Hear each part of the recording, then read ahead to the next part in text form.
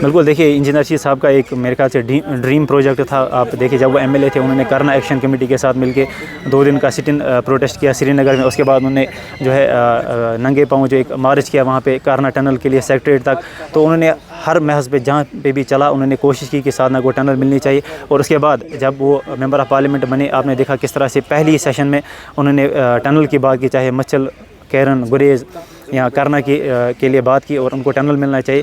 میرے خیال سے یہ خوشی تب تک ادھوری ہے جب تک نہ مچھل کیرن اور گریز کو بھی یہ ٹنل مل جائے. تو دیکھیں ان کا کام ہے کریڈٹ لینا. انہوں نے ہمیشہ یہی کیا ہے کہ دوسروں کے کام کو جو ہے وہ کریڈٹ لیا ہے. تو لوگ جانتے ہیں, کرنا کے لوگ جانتے ہیں, جموں کشمیر کے لوگ جانتے ہیں کہ کس نے سادنا ٹنل کے لیے کتنی کوشش کی ہے اور اس کا جواب بھی وہ انشاءاللہ خود ہی دیں گے. جی بالکل, کل شام 8 بجے سے انجینئر رشید صاحب نے تہاڑ جیل میں جو ہے ہنگر اسٹرائک جو ہے سٹارٹ کی اور آج شام 8 بجے تک وہ یہ اسٹرائک جاری رکھیں گے. اور 24 گھنٹے کا ایک as a mark of protest رہے گا کہ کس طرح سے جو ہے لگاتار کنٹینیوسلی ہمارے جو ہے ڈیموکریٹک رائٹس کو جو ہے وہ دبایا جا رہا ہے, ہمیں وہ ڈینائی کیے جا رہے ہیں. تو اور جو ہماری جو نیشنل پارٹیز ہے چاہے اس میں کانگریس ہو یا بی جے پی ہو, ان کو یہ باور کرانا ہے کہ آپ دونوں نے جب بھی آپ اقتدار میں تھے آپ نے کس طرح سے کشمیریوں کے ساتھ استحصال کیا ہے, ظلم اور زیادتی کیا, اور جو ہمارے رائٹس ہے چاہے کانسٹیٹیوشنل رائٹس ہو, فنڈامنٹل رائٹس ہو یا ہیومن رائٹس ہو, کس طرح سے ان کو سپریس کیا ہے, کس طرح سے ان کو دبایا ہے. اور خاص طور پر آج جو آپ ڈیبیٹ دیکھتے ہیں ایمرجنسی کے ریلیٹڈ کانگریس اور بی جے پی ایک دوسرے پر کیچڑ اچھال رہے ہیں. اور اس بیچ چیز کو لے کے ایک پروٹیسٹ ہے کہ حکومت کو یہ یاد دلایا جائے کہ آپ اس طرح سے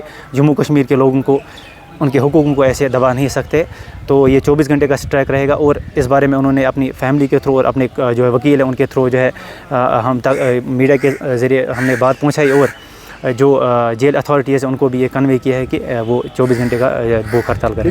جی بالکل, دیکھیے وہ کمیٹیڈ ہے, جو ان کا جو اپنا پولیٹیکل بلیف ہے وہ اس پہ ڈٹے ہے, وہ کوئی کمپرومائز کرنے کے لیے تیار نہیں ہے. اور اگر سچ بولنا جرم ہے تو وہ یہ جرم مرتے دم تک کرتے رہیں گے, اور اگر سچ بولنا کوئی گناہ ہے تو یہ گناہ مرتے دم تک کرتے رہیں گے. چاہے پھر سچ بولنے کے لیے انہیں کوئی بھی قیمت چکانی پڑے, وہ سچ بولنے کے لیے وہ قیمت چکانے کے لیے بالکل تیار ہے. ہم کوئی بھیک نہیں مانگ رہے ہیں. سپریم کورٹ کی جو ڈائریکشنز ہے کہ انہیں سپریم کورٹ نے یہ بولا ہے کہ اسٹیٹ ہوڈ واپس دینا چاہیے. اور لاسٹ ٹائم سپریم کورٹ نے یہ کہا تھا الیکشنز کے ساتھ ساتھ اسٹیٹ ہوڈ بھی دینا چاہیے, لیکن آپ نے دیکھا تب صرف الیکشنز ہوئے اور تب سے بھی آج تک لگ بھگ 9 مہینے ہوئے اور اسٹیٹ ہوڈ واپس نہیں ملا. یہ ہم کوئی بھیک نہیں مانگ رہے, ہمارا حق ہے اسٹیٹ ہوڈ واپس ملنا چاہیے. اور اگر یہ واپس ملتا ہے تو ایک ویلکم سٹیپ ہے, چاہے پھر اس کے لیے اگر نئے الیکشنز بھی ہوتے ہیں. تو میرے خیال سے لوگوں کی ایسپائریشن سے بڑھ کر کوئی چیز نہیں ہے, کسی کی کرسی لوگوں کی ایسپائریشن سے کوئی بڑھ کر نہیں ہے.